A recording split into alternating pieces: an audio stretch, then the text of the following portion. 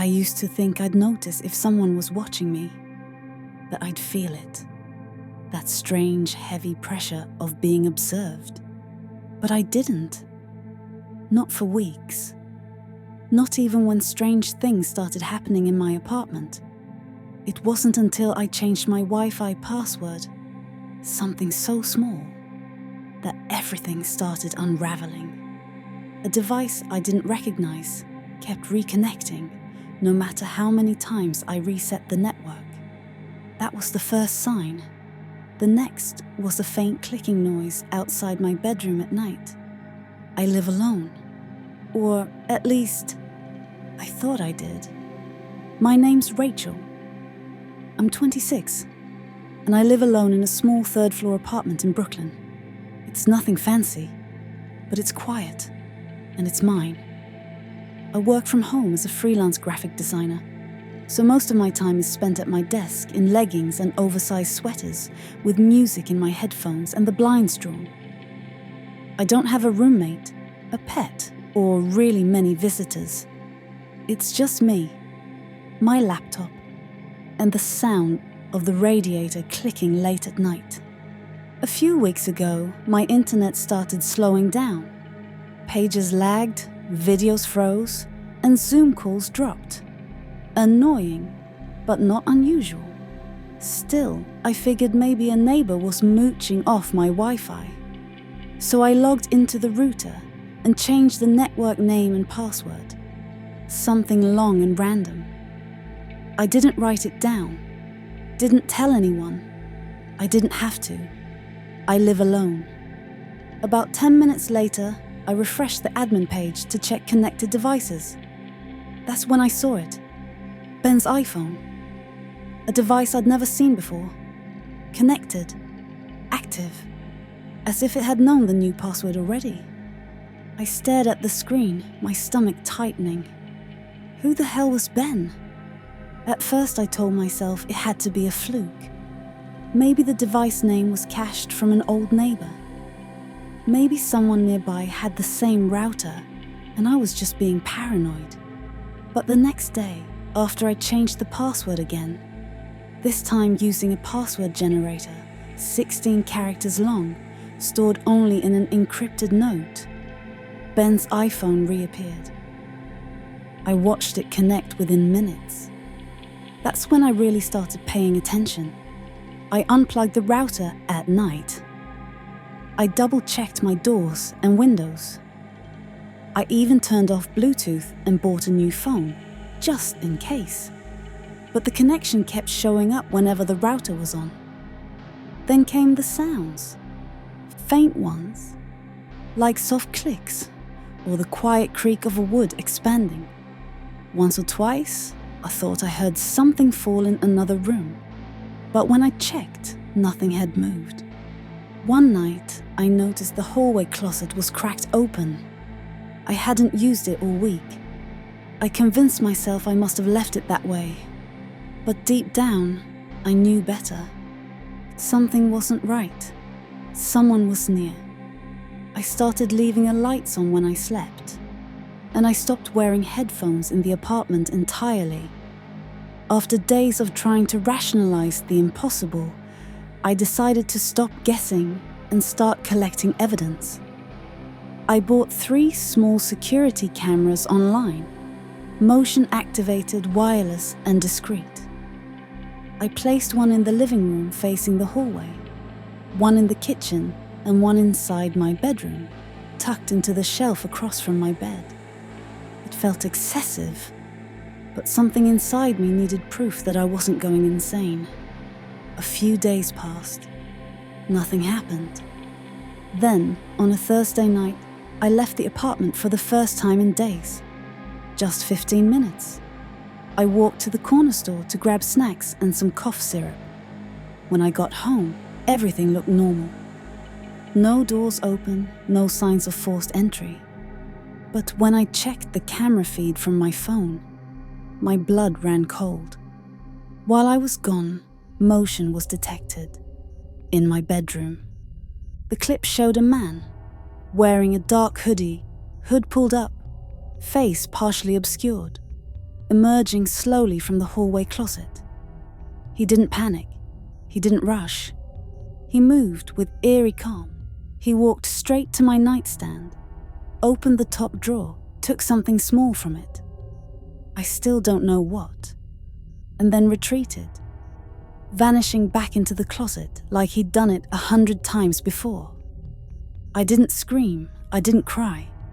I just stood there in my living room, phone in hand, my entire body frozen. He hadn't broken in. He hadn't left a mess. That's what terrified me most. He knew exactly how not to get caught. And until that video, he hadn't been. I called 911 with shaking hands. My voice cracked when I told the dispatcher I thought someone had been living inside my apartment, or at least hiding inside the walls. Within 10 minutes, 2 officers arrived. I showed them the footage. One of them went pale watching it. The other was already scanning the walls and closets. They started with the hallway closet. Behind my coats and a pile of storage bins, there was a panel I had never noticed, slightly crooked and marked with faint, greasy fingerprints. The officers pried it open. Behind it was a narrow shaft, just big enough for a person to squeeze through. It led to a maintenance crawl space that connected several units. The man was gone by the time they got in, but what they found made my stomach turn. Food wrappers, a blanket, a phone charger plugged into an outlet, and a pile of empty water bottles. He'd been living there, right behind my closet, right next to my bed. There was even a spiral notebook filled with scribbled notes. My name, my Wi-Fi password, my daily schedule. Later that night, the building manager identified the man in the footage. Ben, a part-time maintenance worker with access to spare keys and knowledge of the building's layout. No one had seen him in days. When they searched his actual apartment across the street, they found multiple phones and hard drives, filled with video footage from hidden cameras. Some were of me, some were of other tenants. He had been doing this for a long time. The thought made me sick. I hadn't just been watched, I'd been studied. And the worst part, he hadn't even needed to break in. Ben was never caught. There wasn't enough evidence to prove he'd broken into my unit or installed the cameras, even though we all knew it had to be him. The footage from my own devices was dismissed as circumstantial. I got a restraining order, moved out 2 weeks later, and haven't been back since. To this day, I double-check every vent, every crawl space, every closet in any place I live. I sleep with a doorstop wedged under my bedroom door and a camera watching the hallway. It's exhausting, but it's better than feeling blind. If you live alone, don't assume you're safe just because the doors are locked. Learn how your home works, what's behind every wall and under every floorboard. And if something feels off, don't ignore it. Because the scariest intruders aren't the ones who break in. They're the ones who already have a key. I didn't think a breakup would turn into a horror story. I thought he'd take it like an adult. Maybe a few angry texts, maybe some begging. But instead, he went silent. I told myself that was a good sign. I moved on. Or at least, I thought I did. But little things started happening. Things that made me feel watched. A photo of me appeared in my mailbox. A photo of me sleeping. I lived alone. I had changed the locks. And still, someone was getting in. I thought I was being paranoid. Until I heard the phone vibrate from inside my closet. My name is Elena. I'm 25 and live alone in a small studio apartment in Portland, Oregon. It's nothing fancy, but it's mine. quiet, cozy, and perfect for someone who works from home. I do social media marketing for a fashion brand, so I'm on my laptop most of the day, usually with the curtains drawn and a podcast playing in the background. I used to date a guy named Caleb. We met through a friend, and things moved fast. He was charming, attentive, and always wanted to be around me.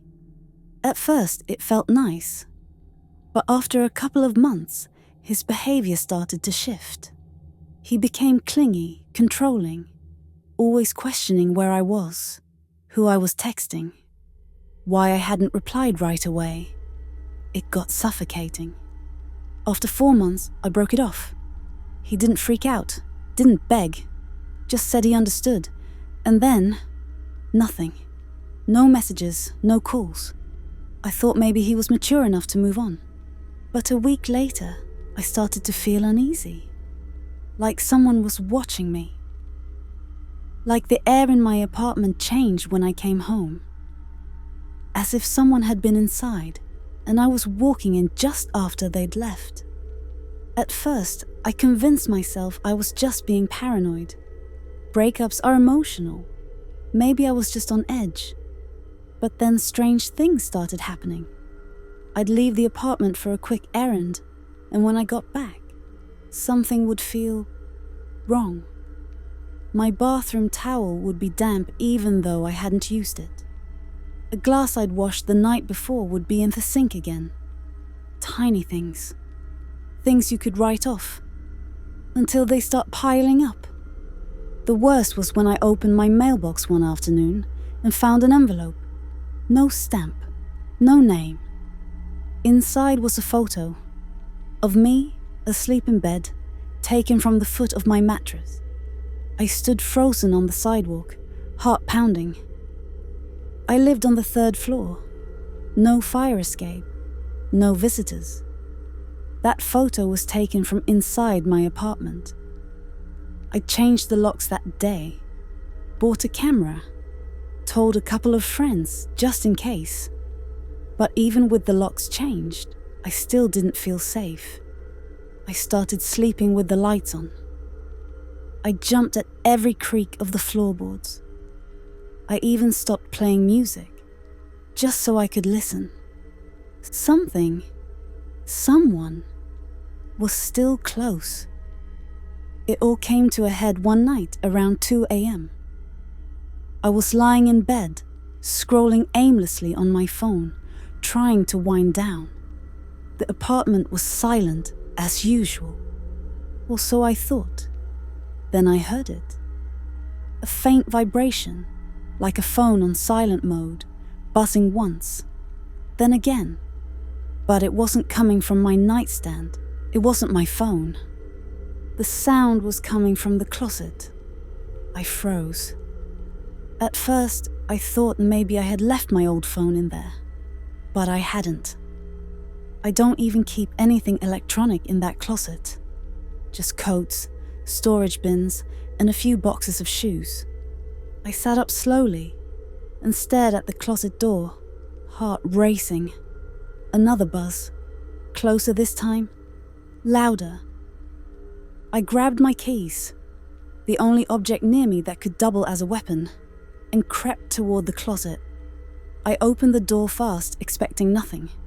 But there, shoved into the corner, was a black backpack I'd never seen before. I opened it.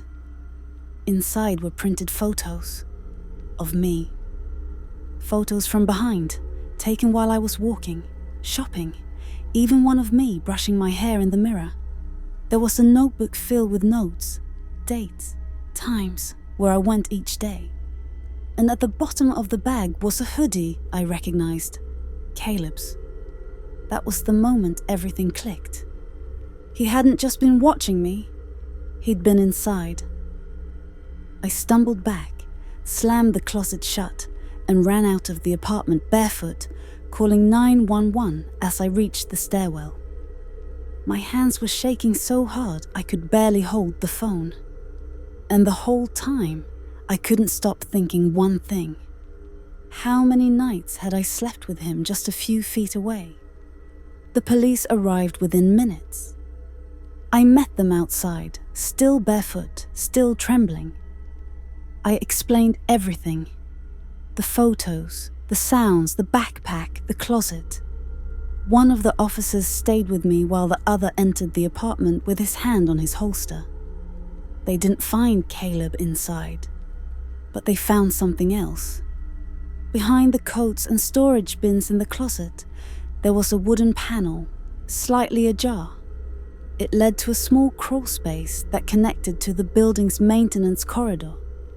A narrow passage just big enough for someone to slide through.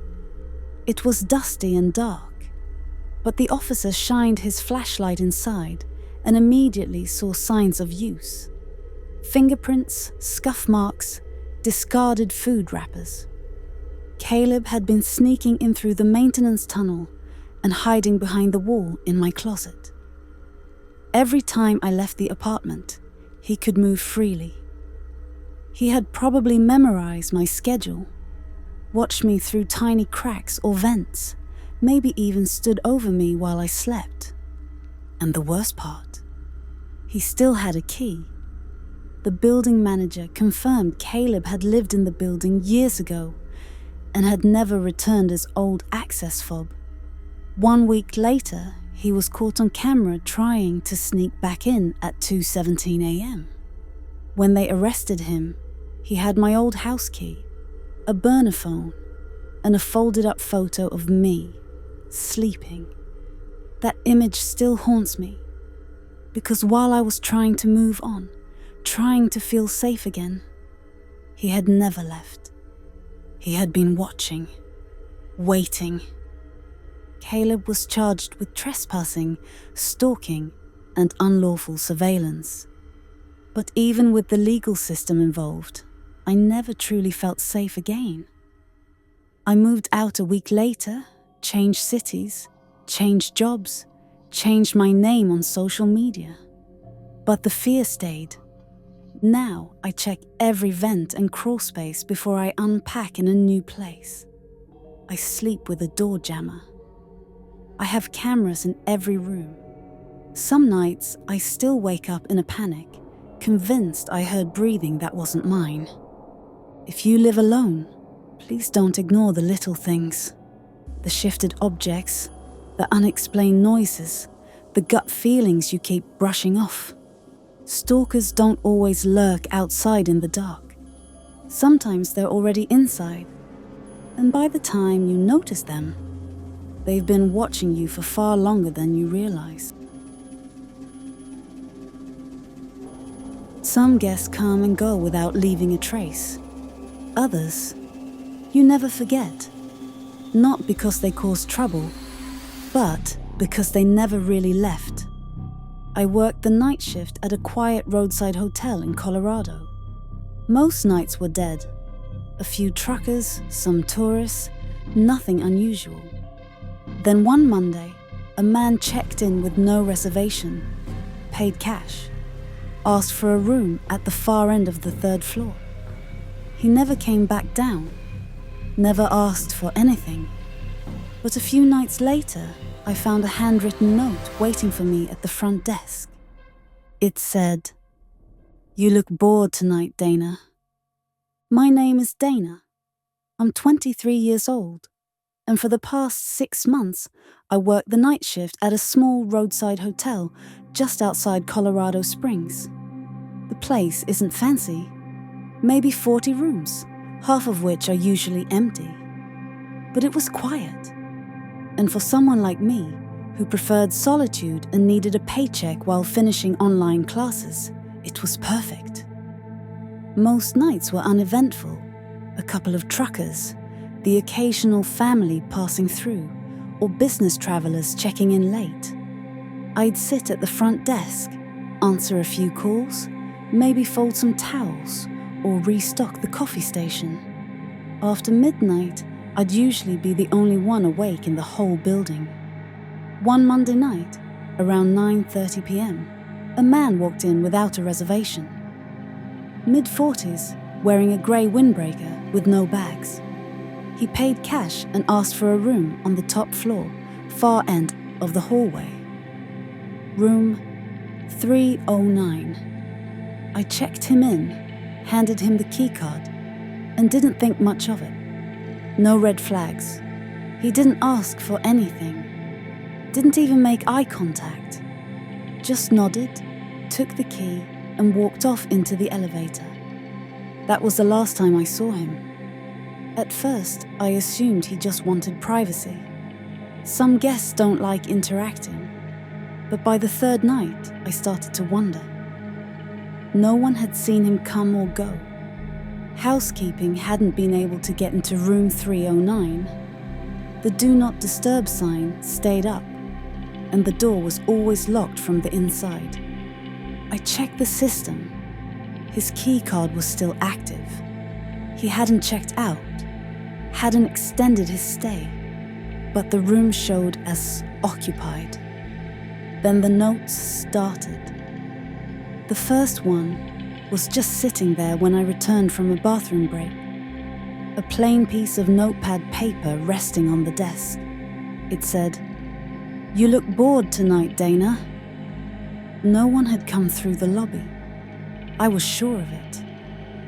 The second one came the next night. "You bite your nails when you're anxious. You always did." I hadn't bitten my nails in years, not since high school, and I'd never mentioned that habit to anyone at work. Each note got more personal, more detailed.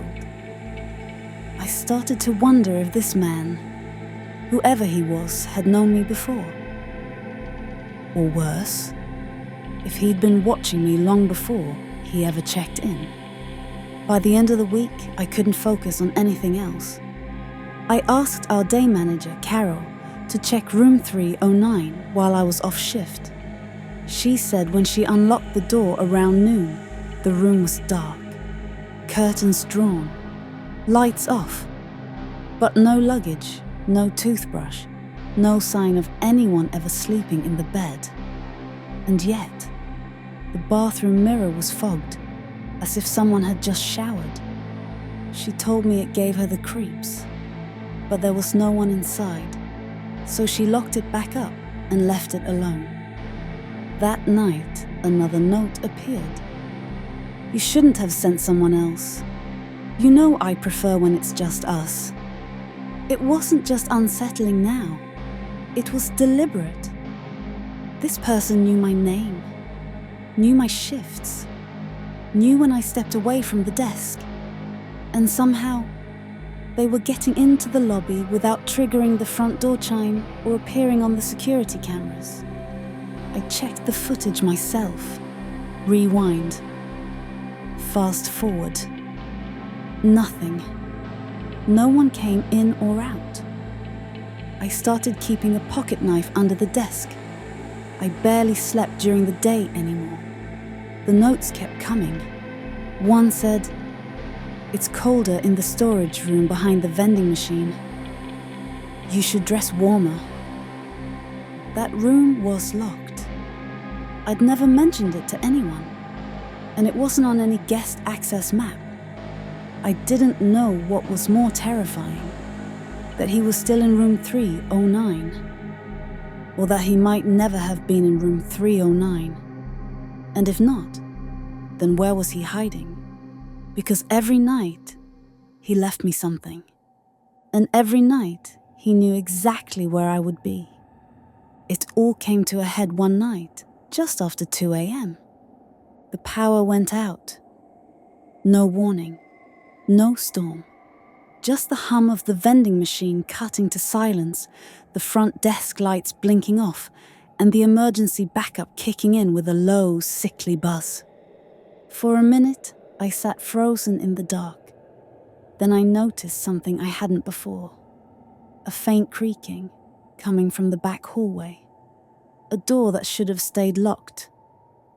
Opening. I grabbed my flashlight and crept down the corridor toward the vending area. The air felt colder there. Heavy. The door to the storage room, a room no guest should have access to, was slightly ajar. Inside, it smelled like dust, old wiring, and something else. Sweat. I pushed it open and scanned the room. Stacks of cleaning supplies, towels, and there, in the far corner, behind a broken shelving unit, a sleeping bag, empty food wrappers, notebooks, and a phone. I picked up one of the notebooks. Inside were pages of detailed notes about me, my name, my old school, people from my hometown. There were even photos taken from behind the front desk, through the security mirror. And then, a noise. Not from the hallway, from the ceiling. I looked up just as the panel shifted. 2 eyes stared down at me, unblinking. And then without a sound, they vanished into the crawl space. I ran. I didn't even lock the desk. Just grabbed my bag and sprinted out into the night. He hadn't been staying in room 309. He had been living inside the walls, watching, listening, waiting. And I'd been saying good night to him for weeks, without ever knowing he was only inches away.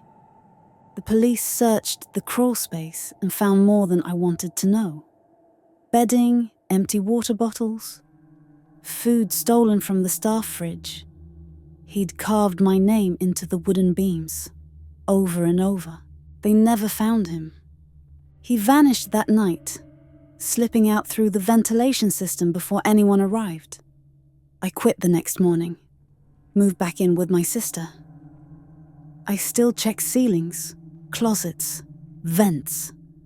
I haven't worked another night shift since. If you ever work alone, especially in places people pass through without questions, pay attention. Trust your gut when something feels off.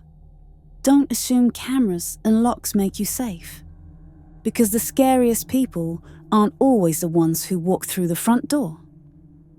Sometimes they're already inside, watching, waiting, learning everything about you, until you're the only reason they're still there.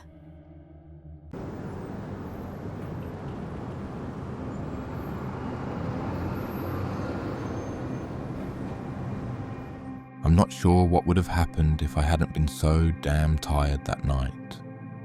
It was around 3 a.m. and I was finishing up my last few Uber rides before heading home. I'd been driving for hours, trying to make rent, and figured one more trip couldn't hurt.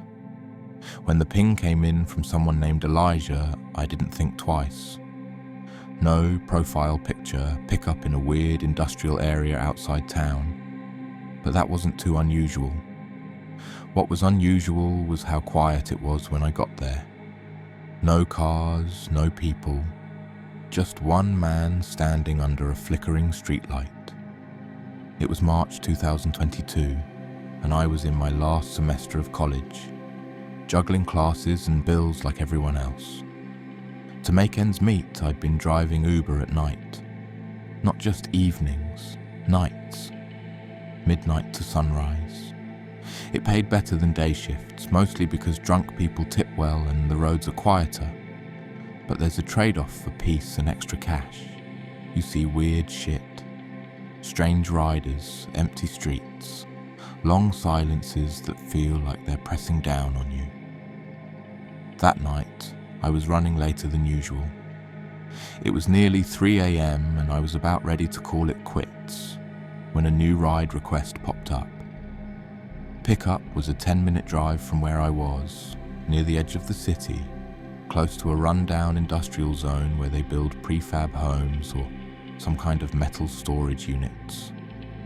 The rider's name was Elijah. No profile picture. The destination just said North Point Reserve, which sounded more like a nature park than a neighborhood. I hesitated, thumb hovering over accept, but my gas tank was half full and I needed 20 more bucks to hit my weekly goal. So, like an idiot, I accepted and headed straight into the dark. When I pulled up to the location, I half expected it to be a mistake, an empty lot or a dead GPS pin. But there he was, standing completely still under a flickering streetlight next to a boarded-up repair shop. He wore a dark hoodie with the hood up, jeans and sneakers. He wasn't on his phone. He wasn't pacing or checking the app like most riders do. He just stood there, staring at the ground like he'd been waiting a long time. I rolled down the window. "You Elijah?" I asked. He didn't speak, just nodded once and got into the back seat without another word. "Your destination's North Point Reserve?" I asked as I started the ride. "Yeah," he said softly, almost too quiet to hear. The first few minutes were silent. I glanced at him in the rearview mirror a couple times. He wasn't looking out the window or checking his phone. He was just staring forward, straight at the back of my head. No blinking, no expression. I turned on the radio low volume just to cut the tension. But after a few seconds he muttered, "Turn it off. It wakes them up." I froze. "Who?" I asked. He didn't answer. About 15 minutes into the ride, the city lights faded behind us, and the road narrowed to a 2-lane highway flanked by dense trees. GPS told me we were getting close. I expected at least a few scattered houses or cabins, but there was nothing, just woods and fog settling along the asphalt like a veil. I checked the map again, still on course. That's when he leaned forward for the first time, just enough that I could feel his breath on my neck. "Turn here," he said, pointing to a narrow dirt road cutting off to the right. I hesitated. "That's not on the route." He didn't respond, just kept pointing. "It's quicker." Something in me screamed, "Don't." But I turned. The tires crunched over gravel and mud as we crept down the trail, branches scraping lightly against the car. We drove for maybe 5 more minutes before the woods opened into a clearing. There it was. A house, if you could even call it that. More like a rotting cabin. The wood was warped and peeling, the windows were either boarded or shattered, and the front door stood wide open. No lights, no car, nothing. I put the car in park but kept the engine running. "You live here?" I asked. He didn't answer. Instead, he opened the door, stepped halfway out, then looked back at me with eyes that felt far too calm for everything about this. "I didn't request the ride," he said softly. "I just needed a way back." Before I could ask what the hell that meant, he disappeared into the woods beside the house, not toward the door. I sat there frozen, my hands still on the wheel, engine idling. Every instinct I had was screaming now. Something was wrong. Terribly wrong. I sat there for maybe 30 seconds trying to decide what the hell to do. The trip was technically still active, but I didn't want to wait around. Everything in me said to leave, now. I tapped the screen to end the ride manually, marked it complete, and threw the car in reverse. Before I could back out, I saw movement in the mirror. He was coming back, fast. I froze. His hands were empty, but his expression had changed. He looked energized, like someone who had just made up his mind about something. I unlocked the doors, not wanting to escalate anything, but every cell in my body was screaming, "Don't let him back in the car." He opened the rear door and slid in without a word. Sat back in the same spot like he never left. Then he leaned forward again and whispered, "Take me to the other place."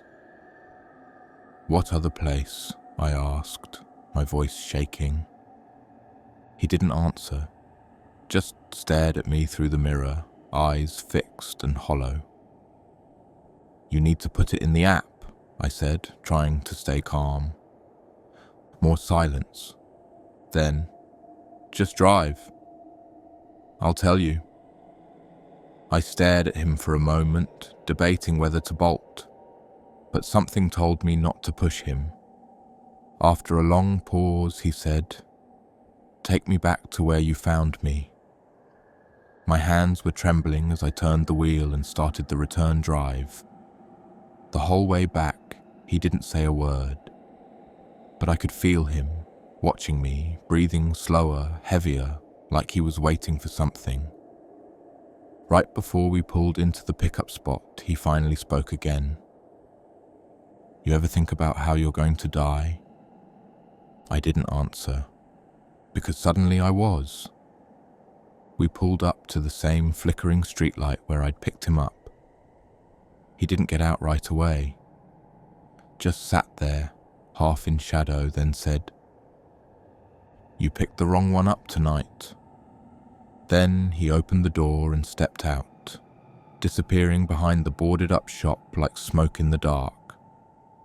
I ended the trip again, though I knew it wouldn't be there, and drove home without music, windows up, doors locked, checking my mirror every 10 seconds. When I finally looked at my trip history, there was nothing. No record, no name, no fare, just a blank spot where that ride should have been. I haven't driven for Uber since that night. If you're out there driving late, alone, tired, listen to your gut. Not every ping comes from someone who wants a ride. Some of them just need a way back. And they might not be riding with you alone. I've been driving Uber full-time for a little over 3 years now. Nothing glamorous about it, but it pays the bills and keeps me moving. I don't drive at night, not anymore at least. Too many strange encounters, too many drunks, too many things that just didn't sit right. But this happened during the day. Broad daylight. That's what gets me. It was a Tuesday afternoon in December. The kind of dry, overcast day we get in Phoenix where the clouds just hang there like they're waiting for something. I'd just finished a short ride near the university when a new ping came in. Pick up at a grocery store parking lot just a few blocks away. Name was Brent. No profile picture. 5-star rating. Looked normal enough. I pulled up and he was already standing by the curb. Hoodie, jeans, short-cropped hair, mid-30s, maybe older. He didn't look dangerous. If anything, he looked still, like someone who spent a lot of time alone. "You Brent?" I asked. He nodded, climbed into the back seat and buckled in without another word. I started the trip. Destination, a quiet suburban neighborhood about 25 minutes north.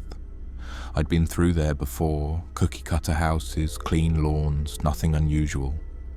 The first few minutes were uneventful. I tried to make small talk, but he wasn't much of a conversationalist. Just short, one-word replies. I figured he was tired, or maybe just not in the mood. Then, halfway through the drive, he asked, "You ever pick someone up more than once?" I said, "Yeah, sometimes. Regulars going to work, airport runs, bar hoppers on weekends." He paused for a second, then said, "You picked me up before." I checked the trip history. No prior rides with a Brent. "I don't think so, man," I said. "First time I've seen your name pop up." He gave a small smile, barely more than a twitch. "Not with this name." Something about the way he said it made the air in the car feel heavier, like we weren't just heading to a house anymore. We were heading into something else entirely. He didn't say much after that. The rest of the ride was quiet. Too quiet. No music, no idle chatter, just the hum of the engine and the occasional turn from the GPS. I tried not to look at him, but I could feel him watching me through the mirror. Not constantly, just occasionally. Like he was studying me. Then, about 10 minutes in, he asked, "Do you remember what I said to you last time?" I kept my eyes on the road. "I don't think we've met before, man." He chuckled. "Software flat. You said the same thing then too." I didn't know how to respond to that. The guy wasn't being aggressive, but there was something wrong in his tone. Too calm, too sure of himself. We turned into a quiet, suburban neighborhood I vaguely recognized. Cookie-cutter houses, xeriscaped lawns, wind chimes rattling even though there was no wind. As we pulled up to a corner house with the blinds all drawn, he said, "This is it." The place looked empty, no lights, no cars, but he got out without hesitation. Before closing the door, he leaned in slightly and said, "Don't leave yet, I'll be right back." Then he disappeared inside. I watched the front door for a while, waiting for it to open again. It didn't. The house stayed dark, no porch light flicked on, no movement behind the windows. It was like the place was abandoned, but Brent had walked in like he owned it. No key, no knock. Just turned the knob and vanished inside. At first I gave him the benefit of the doubt. Maybe he lived there. Maybe he forgot something. Maybe, whatever. 5 minutes passed, then 10. I checked the app, no message, no update. I tried calling, but the number tied to his account just rang endlessly, then went dead. My instincts told me to leave. I didn't like the way the neighborhood felt. Too still, too empty. I ended the trip manually, marked it complete and pulled away, glancing at the house one last time. The door was still open. I went home, tried to move on. But around 10 p.m. I got a new ping on the Uber app. No name, no profile picture, pickup location, my street. I stared at my phone, declined the request. A minute later, it came again. My house. I didn't accept it. I didn't move. I just sat in my living room, lights off, phone in my hand, the glow of the screen, the only thing keeping me grounded. Then came the third request. Same blank profile, same empty info. My driveway. I stood up slowly, walked to the window and looked through the blinds. There was nothing there. No headlights, no engine noise. But I swear on everything, I saw a figure standing across the street, just barely lit by the glow of a distant street lamp. Not moving, just waiting. Same hoodie, same stillness. Same guy. Brent had come back. I backed away from the window, heart pounding so hard I could feel it in my throat. I didn't want to believe it was him. Maybe it was just someone passing by, but who stands perfectly still across the street from a dark house at 10:30 at night. I turned off all the lights, locked every door and window, and sat in the hallway with my phone in one hand and a kitchen knife in the other. I didn't call the cops. I should have. But what was I going to say? A guy I gave an Uber ride to earlier might be standing across from my house because he requested 3 fake trips to my address. They'd think I was paranoid. Maybe I was. Still, I watched the window for a long time. Eventually, I worked up the nerve to peek out again. He was gone. No more Uber requests. No more figure under the streetlight. The street was empty again, like nothing had happened. I waited another hour just to be sure. Then I went to bed, or tried to. Around 3 a.m. I woke up to a notification sound. I grabbed my phone, nothing on the Uber app, but I had one new voicemail. No caller ID, just static for 5 seconds. And then a whisper. You left too soon. I didn't sleep the rest of the night. I couldn't. Every creak in the walls, every groan of the house felt like someone moving just outside my door. I kept the knife by my bed for weeks after that. I haven't seen Brent since. But sometimes, when I'm driving and the name field is blank, or the pin is in a random parking lot with no streetlights, I wonder if I'm picking him up again. I haven't driven for Uber since that winter. I told myself I'd take a break, but deep down, I knew I was done. It's not just Brent, it's the idea that someone could get in your car, say almost nothing, and still leave something behind. Not a wallet, not a phone, but something you feel, like a weight, a shadow. To anyone out there driving rideshare, especially alone, listen to your gut. Trust the weird feeling in your chest when something doesn't add up. Don't let politeness override instinct. Because sometimes the people who seem quietest, calmest, they aren't just weird. They're wrong. I don't know what Brent wanted from me. Maybe nothing. Maybe I interrupted something. Or maybe I was just a stand-in for someone else he was waiting for. Either way, I still check my driveway some nights, and I never accept rides without a name anymore.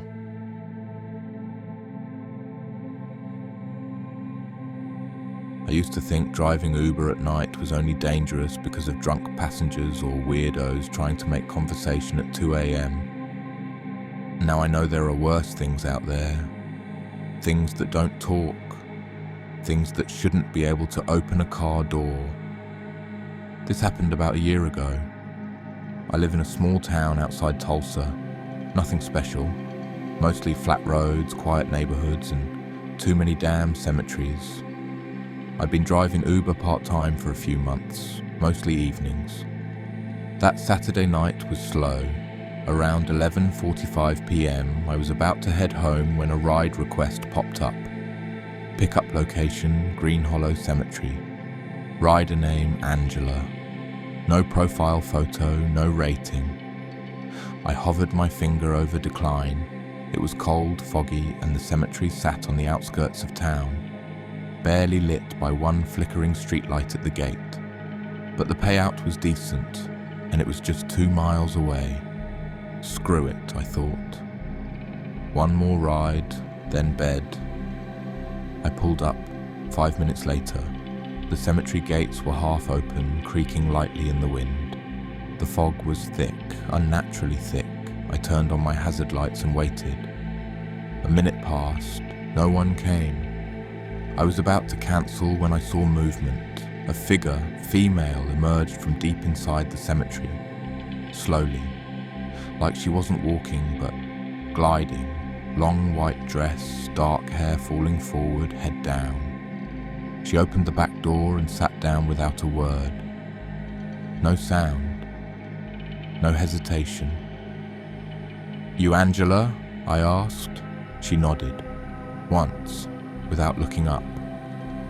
Then, in the softest, flattest voice I've ever heard, she said, "You're right on time." Something about the way she said it made my hands grip the steering wheel tighter. I started the ride, but the map was blank. I tried refreshing the app. Nothing. The GPS spinner just kept circling like it couldn't figure out where we were or where we were going. I glanced at the rearview mirror. She was sitting perfectly still, hands folded in her lap, head tilted slightly down like she was asleep or praying. I cleared my throat. "Sorry, the app's acting weird. Do you know the address?" She didn't answer at first. Then she said, "Just drive. I'll guide you." I put the car in gear and slowly pulled away from the cemetery. The gate groaned shut behind us, even though no one touched it.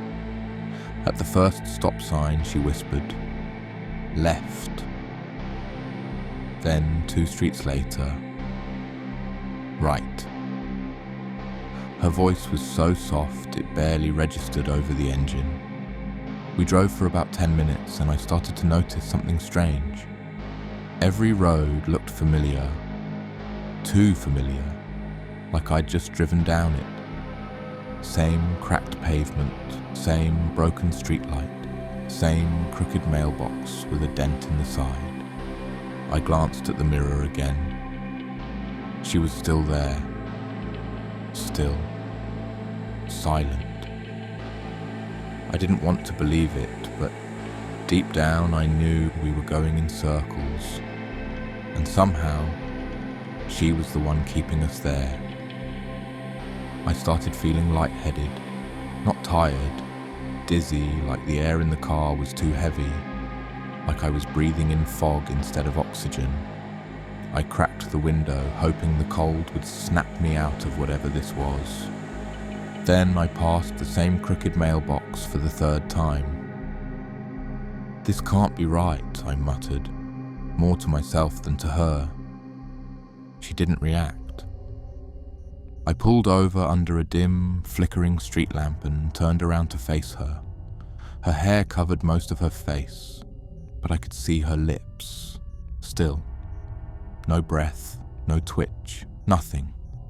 I forced myself to speak. "Angela, is this a joke?" No response. I reached for my phone, thinking maybe I could restart the app or call someone. That's when I noticed something that made my blood freeze. The ride wasn't active. It never had been. No fare, no timer, no end address. It just said, "Searching for network," and had the cancel button grayed out like it was frozen. I turned back to ask her if she'd gotten in by mistake, but the seat was empty, wide open. No door sound, no movement, just empty. The car was dead silent, not even the hum of the engine. I hadn't turned it off, but it wasn't running anymore. I sat there, too afraid to move, until I caught something in the rearview mirror. She was outside the car, standing behind it, barefoot, still not looking at me. I turned to look. Nothing there, but the back window was fogged, and someone, or something, had drawn a finger across it, slowly, from one end to the other, like it was inside, and reaching out. I hit the ignition. Nothing. The engine didn't even try to turn over. Just silence, like the battery had been ripped out. My hands trembled as I tried again. Still nothing. I was stuck in a dead car on a road that looped like a maze. My phone screen had gone black, even though it had 40% just minutes ago. I pressed the power button. Nothing. No life left in anything. And then I heard it. Not a voice. Not a knock. A breath right behind my ear. I spun around, but the back seat was still empty. I fumbled with the door handle, stumbled out of the car into the freezing air. The fog was thicker now, like it had grown teeth. I couldn't see more than a few feet ahead, but I ran anyway. I didn't know where I was going, just away. The houses were gone. The streets were gone. Just fog, gravel, and the faint sound of footsteps behind me. Barefoot. Wet. I don't know how long I ran before I saw it. The cemetery gate. Same rusted iron. Same crooked sign. I was back. I reached my car again, panting, dizzy, and slammed the door shut behind me. My phone lit up as soon as I sat down. The Uber app had restarted. A trip was active. Passenger, Angela. Time elapsed, 1 hour, 6 minutes. Status, in progress. I didn't start that trip. I didn't see anyone get in. But when I looked in the mirror, she was there, sitting calmly, hands folded like she'd never left. And she said softly, "You never dropped me off." My breath caught in my throat, and the ride timer, it just kept ticking. I don't remember how I got home that night. The next thing I knew, it was morning. My car was parked in my driveway, engine cold, gas tank nearly empty. The Uber app showed no record of the trip, no Angela, no cemetery, nothing. Just a gap in time. I tried to tell myself it was exhaustion, a glitch, a dream, but every now and then, usually past midnight, I get another ping. No name, no photo. Pickup location, Green Hollow Cemetery. I never accept it. I never go near that place again. If you drive for Uber or any rideshare, listen to me. Not every passenger is looking for a destination. Some are looking for a way out. Others, they just want someone to be with them, even if they never leave the car. And if the GPS ever stops working and your passenger whispers directions, don't follow them.